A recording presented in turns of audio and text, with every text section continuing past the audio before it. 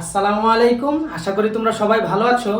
আজকে আমরা অ্যাডার নিয়ে আলোচনা করব। তৃতীয় অধ্যায়ের খুব গুরুত্বপূর্ণ একটা টপিক অ্যাডার। প্রতি বছর এই অ্যাডার থেকে একটা প্রশ্ন বোর্ডে থাকেই। তো আজকে আমরা এই অ্যাডার বিস্তারিত দেখব এবং এই অ্যাডার দিয়ে বাস্তবায়ন কি বাস্তবায়ন করা যায় সেগুলোও দেখব। তো ভিডিওটা তোমরা না টেনে সম্পূর্ণ तो चलिए शुरू करते हैं। ভিডিওটি দেখো। দেখো এখানে অ্যাডার কাকে বলে? যে সমবায় সার্কিট দ্বারা যোগের কাজ সম্পূর্ণ করা হয় তাকে অ্যাডার বলা হয়। অ্যাডার সাধারণত দুই প্রকার, একটা হলো হাফ অ্যাডার অর্ধযোগের বর্তনী এবং ফুল অ্যাডার পূর্ণ যোগের বর্তনী। এখানে যে যোগের কাজ সম্পূর্ণ করা হয় কথাটা বলা হয়েছে, এখানে আসলে বাইনারি যোগের কথা বলা হয়েছে। যে সমবায় সার্কিট দ্বারা দুটি বিট যোগ করে যোগফল এস ও একটি ক্যারি সি আউটপুট প্রদান করে তাকে হাফ অ্যাডার বলা হয়। এখানে যে সমবায় সার্কিট দ্বারা দুটি বিট যোগ করে যোগফল এস, দুটি বিট কি ধরো 1 আর 1, দুইটা বিট যোগ করার ফলে আমরা জানি বাইনারিতে 1 1 যোগ করলে কত হয়? আমরা জানি বাইনারিতে 1 1 যোগ করলে হয় 10। 10 এ যে শূন্য লিখি, হাতে 1 আছে না আমাদের, এই যে এখানে যে শূন্য লিখলাম এটা কিন্তু আমাদের যোগফল s, এবং যেটা হাতে ছিল এটাই কিন্তু আমাদের ক্যারি c, আর এই দুটো হলো a b।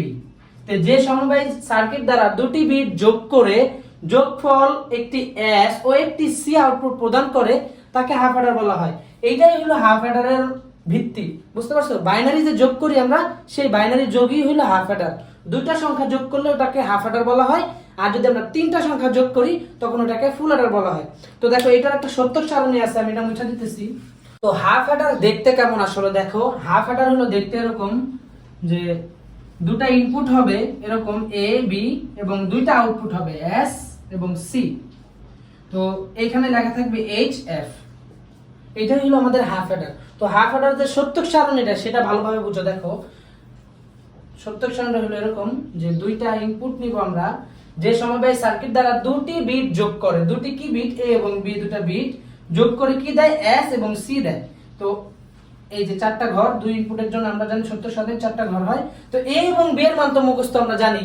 তো এর মান কি 0 0 1 1, আর বি এর মান কি 0 1 0 1। তো আমরা এটাকে বাইনারিতে যোগ করব। বাইনারিতে যোগ কিভাবে করছি আমরা আগে, বাইনারিতে কিভাবে যোগ করে তোমরা কিন্তু আগে দেখছো। 0 0 যদি আমরা যোগ করি তাহলে এখানে 0 হবে। হাতে কি আছে আমাদের কিছু? না, হাতে নাই দেখে আমরা এখানে 0 লিখবো। আবার 0 1 যদি যোগ করি তাহলে আমাদের হবে এখানে 1, আর এখানে আমাদের হাতে নাই দেখে আমরা এখানে লিখবো 0। সেম ভাবে এটাও 1 হবে, হাতে নাই দেখে 0।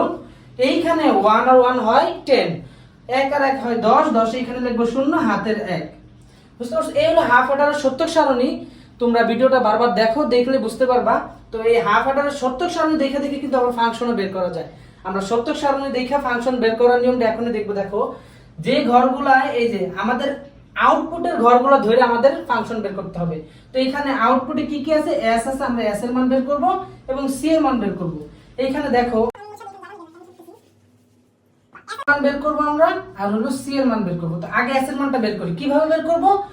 যে ইনপুট, যে আউটপুটে আমাদের 1 আছে ওইগুলো আমরা কাউন্ট করব, আর বাকি ঘরগুলা বাদ দেব। তো এখানে 0 আছে, তার মানে এই ঘরটা বাদ আর এই ঘরটা বাদ। তো আমরা কি করব এখন? এই 1 বরাবর দেখো, এই 1 বরাবর কি কে কে আছে? এ এবং বি আছে না 1 বরাবর। তো এর নিচে কি আছে? 0। এর নিচে 0 আছে দেখে আমরা এখানে এ বার দিব, আর বি এর নিচে এখানে 1 আছে, যার কারণে আমরা বি কে নরমালি রাখবো। আর এটা দুইটা পাশাপাশি দেখে এখানে গুণ হইছে। তো যখনই আমরা এই লাইনের কাজ শেষ করে নিচের লাইনে যাব তখন আমাদের প্লাস দিতে হবে। আমি আবার বলতেছি, দেখো সত্যক সারণীর ক্ষেত্রে প্রত্যেকটা সত্যক সারণী দেখা যখন ফাংশন বের করবা তখন আমাদের আউটপুটের যে মানগুলো থাকবে 1, যে ঘরগুলোতে 1 থাকবে ওইগুলো আমরা কাউন্ট করব। তো 0 গুলা কাটা দিয়ে দিলাম। এই 1 বরাবর আমরা দেখব কে আছে? 1 বরাবর এ বি আছে, তো পাশাপাশি আছে যেহেতু, তো পাশাপাশি সাজায় লিখলাম আমরা। তো পাশাপাশি সাজায় লেখার পরে দেখো এখানে কার নিচে 0 আছে? এর নিচে 0 আছে, যার কারণে এখানে বার হবে। যে চলকের নিচে 0 থাকবে সেই চলকের উপর আমরা বার দিব, আর যদি 1 থাকে তাহলে ওটা নরমালি আছে, কোনো কিছু দেওয়া লাগবে না। তো এই ছিল আমাদের এইটার মান। এখন আমরা যদি এই 1 এর পরে নিচের 1 এ যাই, তো নিচে নামার কারণে আমাদের এখানে প্লাস বসছে, এবং এই বরাবর আবার কি আছে? এ এবং বি পাশাপাশি আছে, আমরা আবার এ এবং বি কে পাশাপাশি লিখবো। লেখার পরে দেখো এখানে এ এর নিচে 1 আছে আর বি এর নিচে কি আছে? 0 আছে, যার কারণে বি তে হবে বার, তাহলে a bar b plus a b বার। এটা হলো s এর মান। তো দেখো এটা কিন্তু একটা সূত্র হয়ে গেছে আমাদের, x অর গেটের সূত্র হয়ে গেছে। এটা সমান সমান কিন্তু আমরা এটা লিখতে পারি a এক্সক্লুসিভ b লিখতে পারি। বুঝতে পারছো? তো এখন আমাদের সি এর মান বের করব। সি টা তো খুব ইজি, সবগুলা ঘরে আমাদের কাটা যাবে। এখানে এই যে 0 সব ঘরে 0, খালি এই ঘর বরাবর কি আছে, এ এবং বি আছে। তো এ এবং বি কি আছে, দুটাতেই 1 আছে, তার মানে এটার উপরে কোনো বার হবে না। তাই আমাদের এখানে এ এবং বি নরমালি এরকমই থাকবে। তো এই হলো হাফ অ্যাডার দেখা ফাংশন। তো এগুলোর আবার চিত্র আঁকাইতে হবে তোমাদের। যদি প্রশ্নের ভিতরে বলে যে উদ্দীপকে 2 নং চিত্রটি বা উদ্দীপকে ওই উদ্দীপকটির বিস্তারিত লেখো, ওই উদ্দীপকে যে গেট নির্দেশ করতেছে সেই গেটের বিস্তারিত লেখো, এরকম প্রশ্ন আসলে এই সত্যক সারণী দিতে হবে, সংজ্ঞা দিতে হবে, এটা দিতে হবে, পাশাপাশি আবার চিত্র দিতে হবে। তো চিত্রটা কিভাবে দিবা, যদি মৌলিক গেট দ্বারা বাস্তবায়ন না করতে বলে তাহলে নরমালি এরকম ভাবে এস এর মান বের করে এ এক্সক্লুসিভ বি লিখবা, আর সি সমান সমান তো এ বি, তারপরে শুধুমাত্র চিত্র আঁকে দিবা এ বি, এই যে এ এক্স অর গেট এটা সমান সমান এস, আর এখানে এ বি এন্ড সি। এই হলো হাফ অ্যাডারের সত্যক সারণী, সমীকরণ এবং লজিক গেট।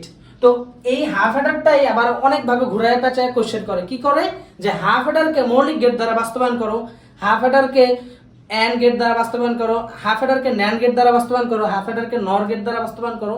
তো আমরা হাফ অ্যাডারকে মৌলিক গেট দ্বারা বাস্তবায়নটা এখন দেখবো, চলো দেখি। তো মুছে দিতেছি, হাফ অ্যাডারকে যদি আমাদের মৌলিক গেট দ্বারা বাস্তবায়ন করতে বলে তাহলে কি কিরকম হবে চিত্রটা। তো হাফ অ্যাডারকে যদি মৌলিক গেট দ্বারা বাস্তবায়ন করতে বলে তখন আমাদের এই এস এর মান এবং সি এর মানটাই লাগবে, আর কোনো কিছু দরকার নেই।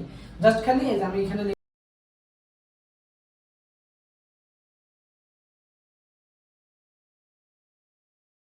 এই যে আমরা জানি লেখা এইটা লিখবা, এটা লেখার পরে ডাইরেক্ট চিত্র আঁকায় দিবা। কেমন হবে চিত্র, এই যে এ বি দুইটা ইনপুট, যেহেতু এখানে আমাদের এইটাকে বাস্তবায়ন করতে হবে শুধুমাত্র মৌলিক গেট দ্বারা, তাহলে এখানে নট আছে, এই নট আছে, তাহলে এই নট বানায় ফেলি, এ নট বানায় ফেললাম। বি নরমালি আছে, তো বি নিব, পরস্পর ডি আকারে আছে, এই যে ডি বানায় দিব, তাহলে এ নট বি, আর এখানে কি আছে এ আর বি নট আছে, তাহলে বি নট ডি হয়ে যাবে। তাহলে এ বি নট এখন পরস্পর অর আকারে আছে, যার কারণে এই যে অর আকারে দেব আমরা এখন। এটা সমান সমান কি লিখব আমরা, এস। বুঝতে পারছো? আর এইখানে আমরা সরাসরি এ এবং বি থেকে দুইটা নিব, নিয়ে ডি আকারে দেব, শেষ এ বি। এটাই হলো হাফ অ্যাডার দ্বারা, হাফ অ্যাডারকে মৌলিক গেট দ্বারা বাস্তবায়ন। তো এরকমই এই চ্যাপ্টার থেকে মানে এই টপিক থেকে হাফ অ্যাডার দিয়ে বাস্তবায়ন করো, হাফ অ্যাডার দ্বারা ফুল অ্যাডার বাস্তবায়ন করো, এরকম অনেকগুলো প্রশ্ন আসে। তো তোমরা যদি শিখতে চাও তাহলে আমাদের ধারাবাহিক ভিডিওগুলো দেখো। ইনশাল্লাহ আমি এই ধারাবাহিকভাবে হাফ অ্যাডার দিয়ে কত ধরনের প্রশ্ন আসতে পারে সবগুলো প্রশ্নের উত্তর আমি দেওয়ার চেষ্টা করবো ইনশাল্লাহ। তো যদি তুমি নতুন হয়ে থাকো তাহলে আমাদের চ্যানেলকে সাবস্ক্রাইব করো। তো আজকে এই পর্যন্তই, আসসালামু আলাইকুম, ভালো থাকো।